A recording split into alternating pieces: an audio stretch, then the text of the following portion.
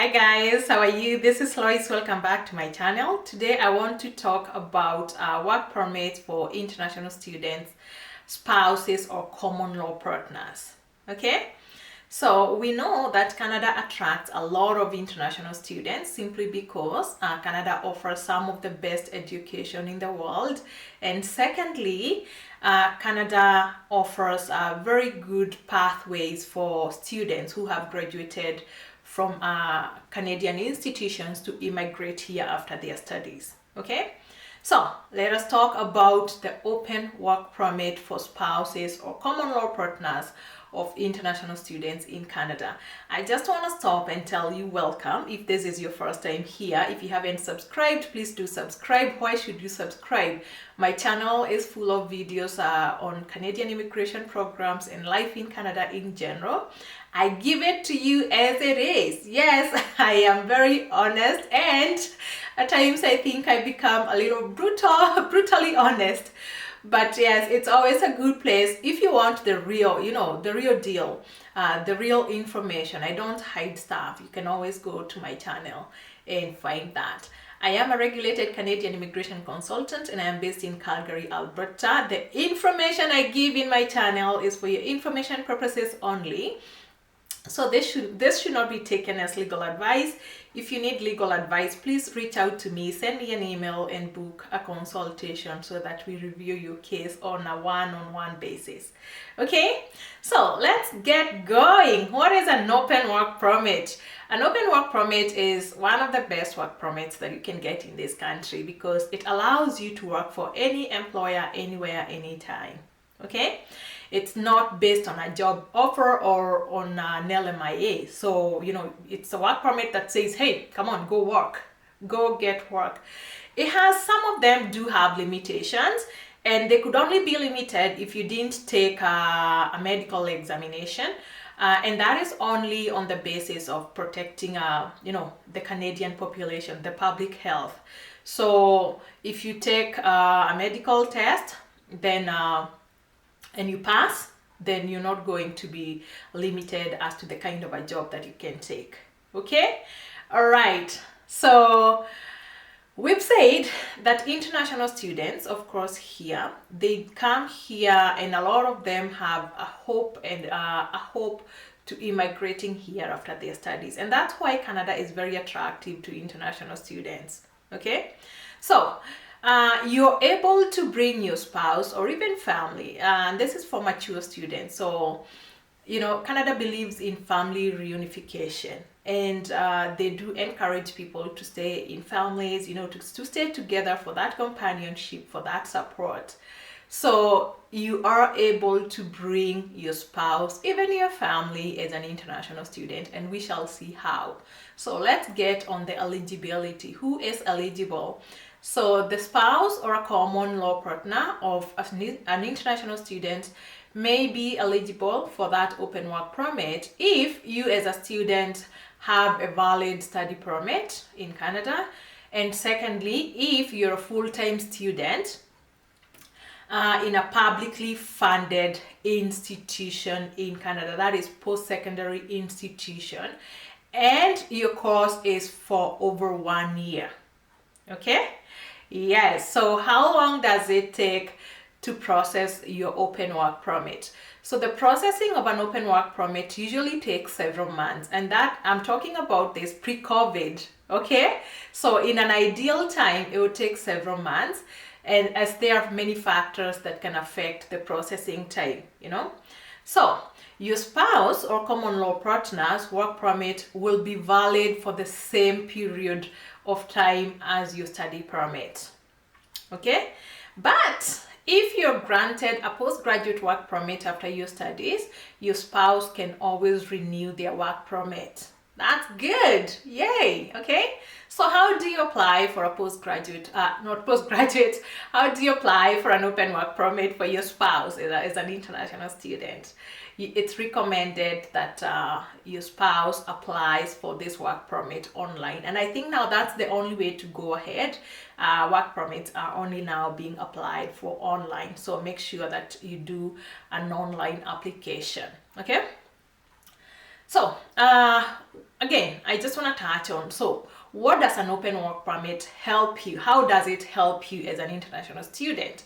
We've said it allows your spouse to work anywhere, so off campus, and helps you to pay bills, gives you, relieves you of the pressure of being an international student, offers you that companionship because you already have someone here, so you're able to pay your bills, okay?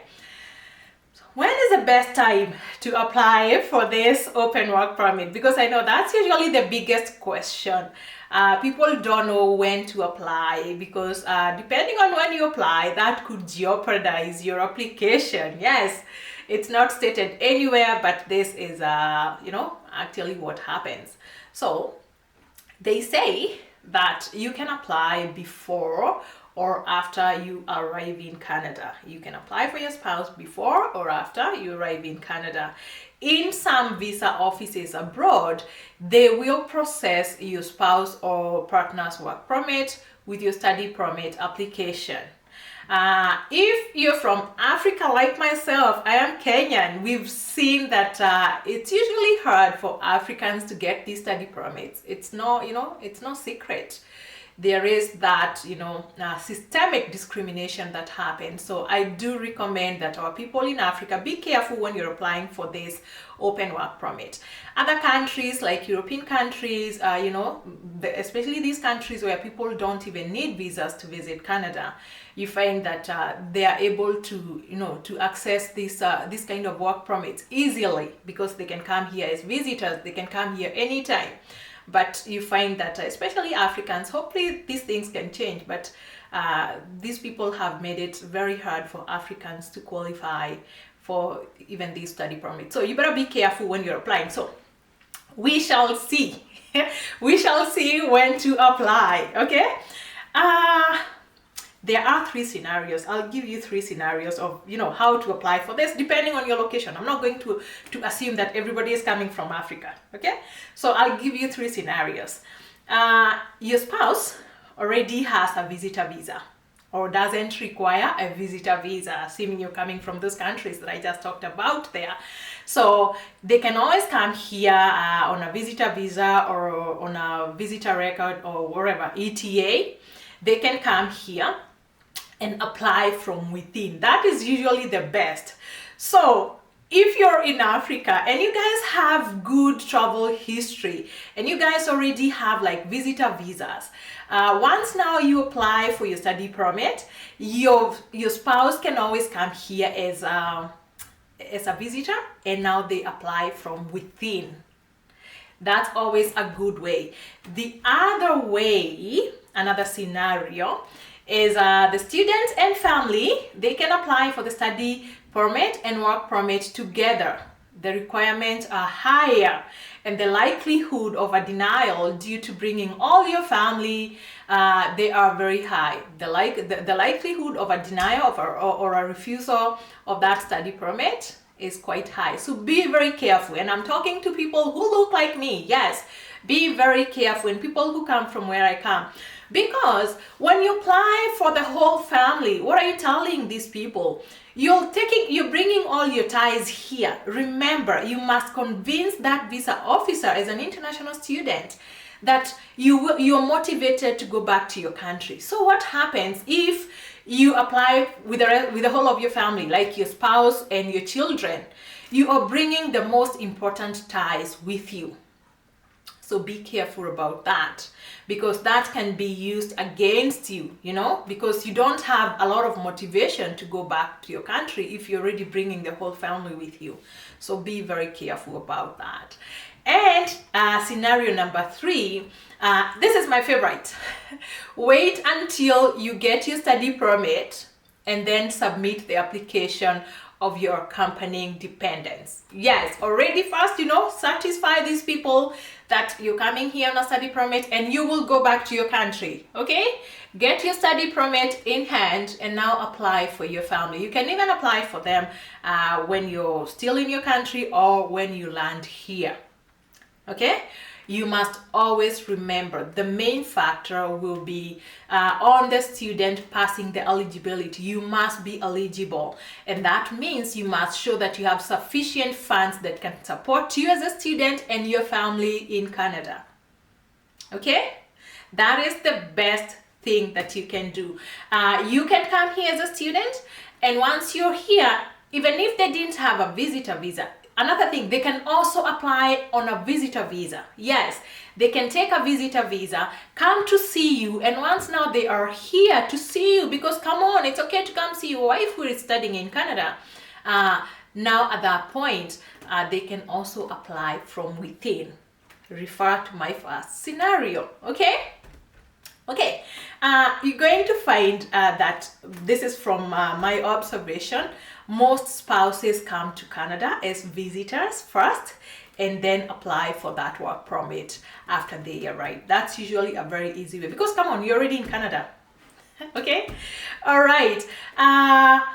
The other thing that I want to mention about this open work permit, the spouse's work permit enables them to gain the relevant Canadian work experience, and that work experience can be used in your eligibility later. You know, when now you're applying to immigrate after your studies and you're applying to immigrate here, you can always incorporate your spouse's work experience as long as they had that skilled work experience. Okay, you can always incorporate that to up your point. So that is going to boost your CRS scores, and it's going to make you very attractive to a lot of Canadian immigration programs, even provincial nomination programs.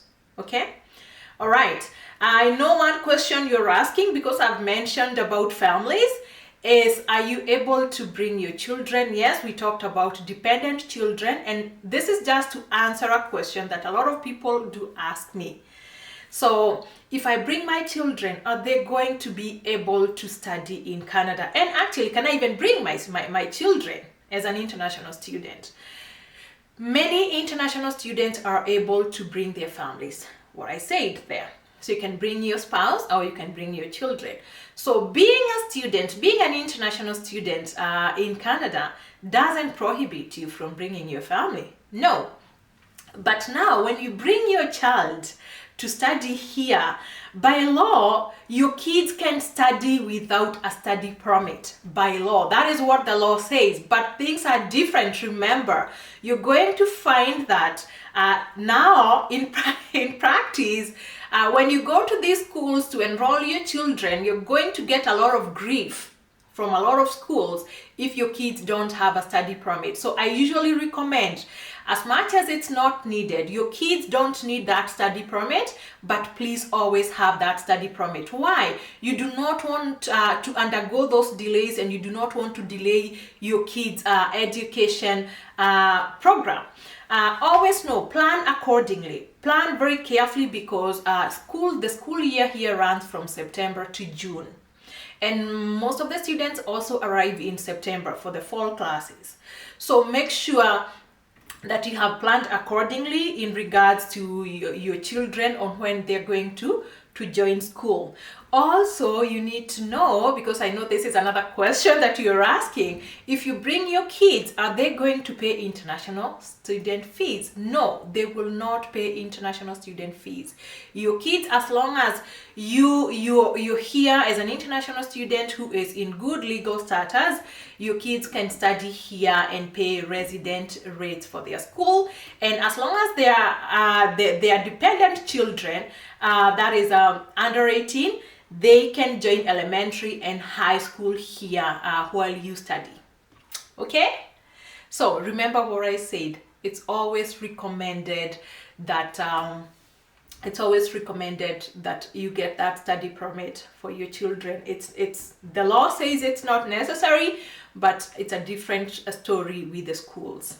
Okay, remember, as an international student, if you study is valid for at least 1 year and you're enrolled in a publicly funded institution, your child who is 18 years and under is eligible to attend elementary and high school, and they will not be required to pay international student fees. That is very, very important. That's why I have repeated it for you.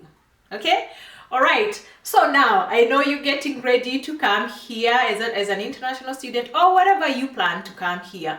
These are things that you should always put into consideration, and you see, it's a win-win for you if you're able to come as an international student and bring your spouse to work while you study. Come on, what a better deal. You know, what's a better deal than that? That is one of the best ways that you can take advantage of this whole immigration. Canada is very, Canada works on family reunification. Canada prides itself in helping families stay together. So it is possible for you to bring your spouse and your children while you're coming here as an international student. But depending on where you come from, please take precaution.